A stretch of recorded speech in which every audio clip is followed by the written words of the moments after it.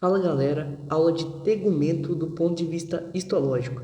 Eu já tenho uma aula aí explicando o ponto de vista anatômico do tegumento, mas na histologia nós vamos mais foco à célula presente nesse tecido, tudo bem? Então, olha só, nós vamos estudar diversos aspectos do tegumento, né, que é a pele, basicamente, e essa vai ser a primeira de algumas aulas desse assunto, tudo bem? Então, continue que nós vamos avançar. A primeira coisa que a gente tem que entender sobre o tegumento é que ele é o maior órgão do ser humano. Ele está presente em todo o revestimento do corpo, né? Isso é uma das suas principais funções, inclusive.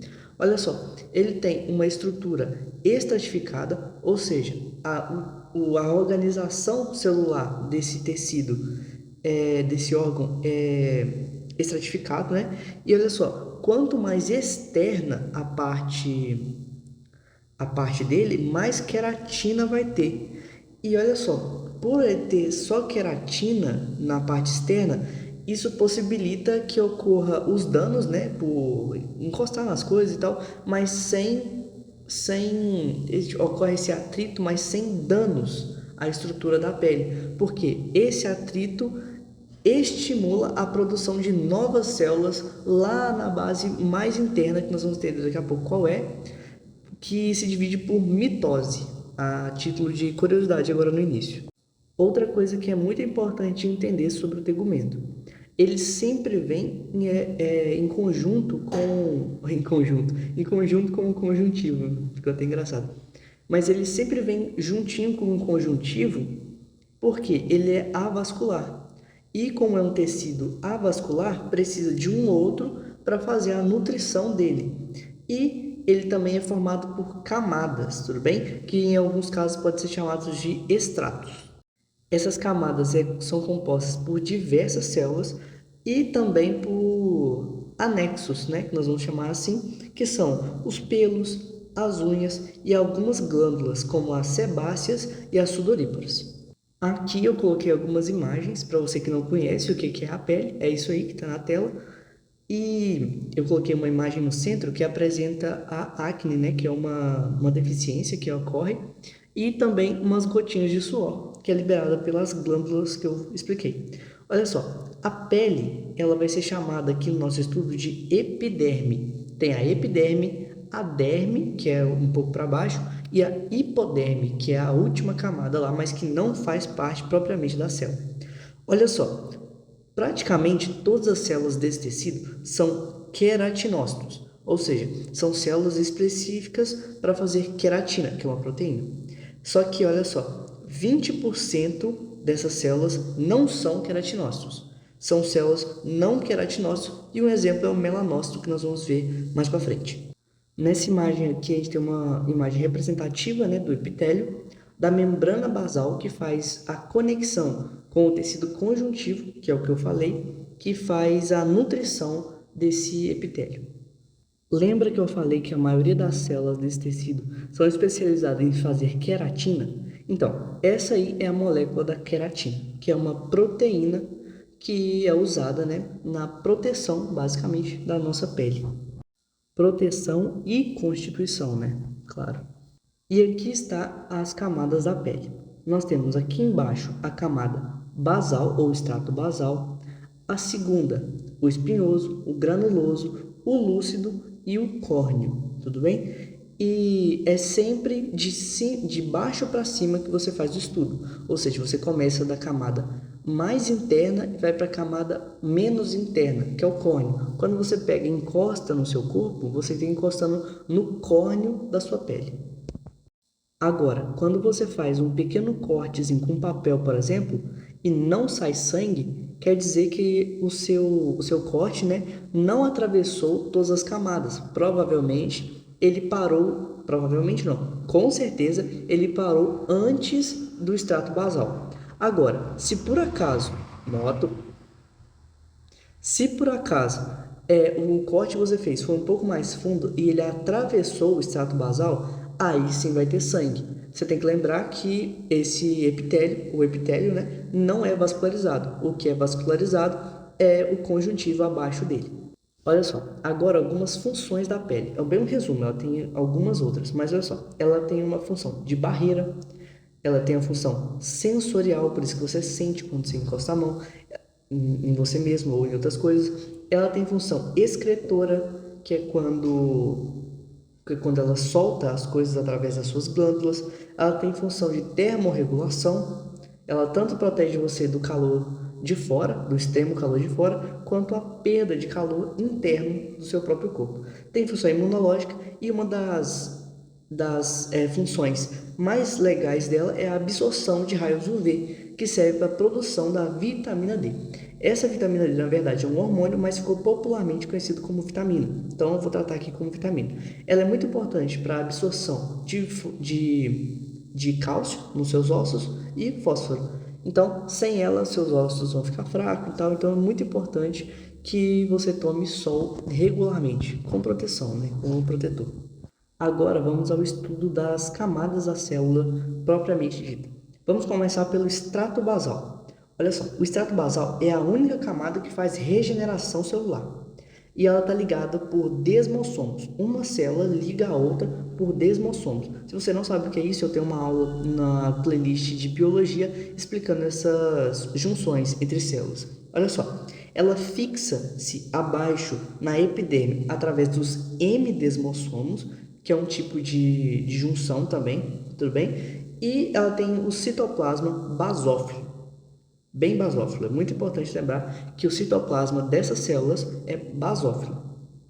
Agora o estrato espinhoso, que fica logo acima do basal. Ele também faz mitose, mas bem menos em comparação ao estrato basal, e ele geralmente tem 10 camadas de célula, e ela tem o formato de poliedros. Então você percebe que na basal ela é mais certinha, e no espinhoso ela já tem várias formas, né? Poliedro significa vários lados.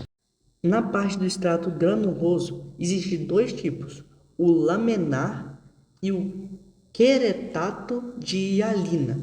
Bom, vamos entender. O laminar, ele que cria gordura, ou seja, a parte de impermeabilização da pele ocorre no extrato granuloso. E agora, as células querato e hialina são importantes para a queratinização. Calma lá. Queratinização. Isso aí. Ele é composto de 3 a 5 camadas e é o último extrato que está vivo. Os próximos extratos já são células mortas, basicamente, e ele é o mais basófilo de todos. Agora, sobre o extrato lúcido, presta bastante atenção. O extrato lúcido é uma zona de transição, tudo bem? Então, as células ali já estão mortas, igual eu falei, o extrato granuloso é o último que tem células vivas. Então, ali eles já estão mortas, estão todas compactadas, todas bem coladas, só tem um porém. Esse tipo de extrato só existe na pele grossa.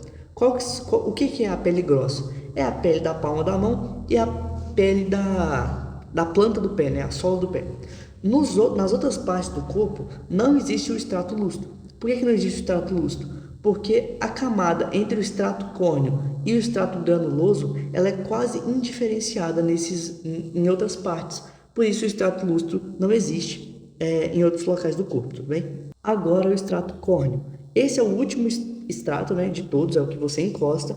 Ele é basicamente tipo 99,9% queratina. Todas as células ali estão mortas, despedaçadas, ou seja, a queratina está espalhada pelo tecido e é ali que ocorre o desgaste. É ali que a pele morta cai, que essas células caem no chão. E quando elas se desprendem do seu corpo, isso faz com que o extrato basal se multiplique. Por isso que a sua célula está sempre em renovação. Então, quando uma célula morre e se solta, o extrato basal, entre aspas, lembra que tem que fazer mitose e produz novas células. E isso é um ciclo infindável enquanto houver vida, né? Agora, um item muito legal que ocorre na nossa pele, que é a impressão digital. A impressão digital é chamada de dermatoglifos, ou seja, dermato, né, vem de pele e glifos vem de símbolo, ou seja, é o símbolo da nossa pele. Ele é usado para nossa identificação de forma geral, por exemplo, para você abrir seu celular, abrir o banco, né, várias coisas assim, usam a digital para isso. Ela é única não existe pessoas com a mesma digital que você e ela é gerada enquanto você ainda está na barriga da mãe. E ela é uma das coisas que te faz ser um indivíduo único. Ninguém tem uma digital igual a sua, né? Então ela é muito usada, igual eu falei, para abrir conta em banco, fazer pagamentos e a identificação de crimes, né? Através do digital é possível saber quem fez o crime. Agora o processo de queratinização. Ele é feito pelo queratinócito e tem um melanócito aí do lado também, que eu vou explicar sobre ele daqui a pouquinho. Olha só, nesse processo de queratinização, as células elas vão produzir através dos grânulos essa proteína, que é a queratina, tudo bem? E quando ela estiver no ápice dessa construção de queratina, ela vai explodir e vai espalhar a creatina por todo o tecido, e isso ocorre no extrato lustro e no extrato córneo, beleza? E essas células são rapidamente substituídas pelo extrato basal. Olha só, como eu falei, agora eu vou explicar sobre os melanócitos. Os melanócitos é essa célula central aí que parece ter uns tentáculos. Olha só, ele é um não queratinócito, ou seja, ele não produz queratina. Pelo nome, acho que dá para saber o que ele produz, né? Que é melanina. Olha só, melanina é um pigmento que dá cor à pele e aos pelos, tudo bem? Ela está ligada ao extrato basal, só que ela se prolonga e vai até o extrato espinhoso. Olha só, esse pigmento ele fica alojado em cima do núcleo das células. Para que ele fica em cima do núcleo da célula? Para quando a luz do sol bater, não incidir tão fortemente no núcleo, onde fica o DNA, evitando mutações, tudo bem? E olha só, quando uma pessoa não tem uma enzima, que eu vou explicar daqui a pouquinho, ele se torna uma pessoa albina, ou seja, os melanócitos dele não têm a capacidade de produzir o pigmento. Isso ocorre tanto em humanos quanto em animais. E existem dois tipos de melanina, a eumelanina, que ela é mais escura, e a filmelanina, que é a mais clara, entendeu? Então, uma faz a pele escura e o cabelo escuro, e a outra faz a pele clara e o cabelo claro, tanto o loiro quanto o ruivo. A enzima em questão que é usada pelos melanócitos para a produção de melanina é a tirosinase. Ela é responsável por converter os aminoácidos em melanina, ou seja, ela pega os aminoácidos, organiza eles e faz o pigmento. E se não tiver essa enzima, a pessoa se torna albina, como eu falei, ou seja, ela tem o melanócito. Todas as pessoas têm melanócitos. Só que o albino não tem essa enzima que faz a transformação dos aminoácidos no pigmento, entenderam? E agora, por último, tem uma imagem aqui real, né, de um microscópio, de como é essa parte do nosso corpo e está evidenciando aí, olha só, todas as camadas, os estratos, né? E tá mostrando também algumas células. E tem algumas que eu não expliquei nessa aula, mas no futuro eu vou explicar.